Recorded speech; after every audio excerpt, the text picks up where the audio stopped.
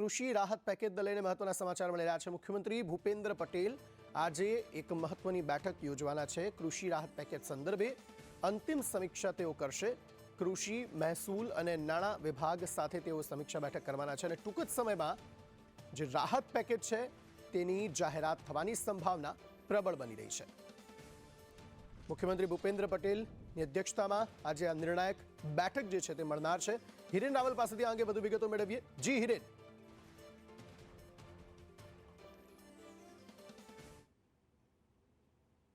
આ બેઠક યોજાશે જેમાં કૃષિ વિભાગ ઉપરાંત મુખ્ય સચિવ અને નાણાં વિભાગ અને મહેસૂલ વિભાગ આ ત્રણેય વિભાગો આ બેઠકમાં સાથે રહેશે, એમના અધિકારીઓ હશે।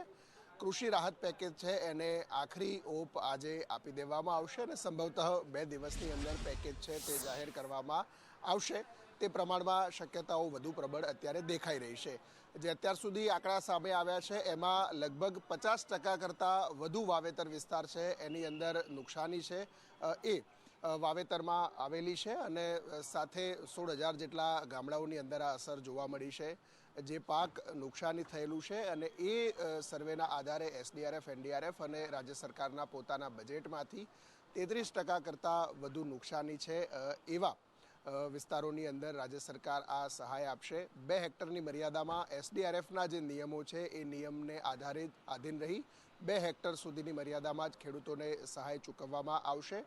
33% કરતાં વધુ નુકસાન જ્યાં છે એમાં ફ્લેટ 100% નુકસાન ગણી અને સહાય રાજ્ય સરકાર છે તે આપશે। અત્યારે ફરીથી બેઠક છે એ થોડા સમયમાં શરૂ થશે। કૃષિમંત્રી પહોંચ્યા છે, કૃષિ વિભાગના અધિક મુખ્ય સચિવ છે તે પણ અત્યારે આ બેઠક અહીંયા છે એના માટે પહોંચી રહ્યા છે। સ્વાભાવિક રીતે છેલ્લા 1 અઠવાડિયા કરતાં વધુ સમયથી આ જે પેકેજ માટેની મથામણ રાજ્ય સરકાર કરી રહી છે એમાં ખાસ એસડીઆરએફના જે ધોરણો છે એનાથી ઉપર જઈ ખેડૂતોને શું સહાય આપી શકાય, પાક નુકસાનીને સાથે સંકલન કરીને શું આપવું એનું આખરીકરણ કરવા માટે અત્યારે કૃષિમંત્રી સાથે અને ત્યાર પછી મુખ્યમંત્રી સાથે આજે ફાઇનલ બેઠકના અંતે કૃષિ પેકેજ છે તે જાહેર કરવામાં આવશે। 7,000થી લઈ અને 8,000, 9,000 સુધીનું પેકેજ, કરોડનું પેકેજ જે છે તે રાજ્ય સરકાર જાહેર કરે તેવી સંભાવનાઓ અત્યારે વધુ પ્રબળ દેખાઈ રહી છે। ફ્લેટ 33%થી ઉપર નુકસાન થયું છે એ તમામ લોકોને એક સરખી રકમ 100% નુકસાની ગણી રાજ્ય સરકાર આપશે। આભાર હિરેન સમગ્ર માહિતી આપવા માટે।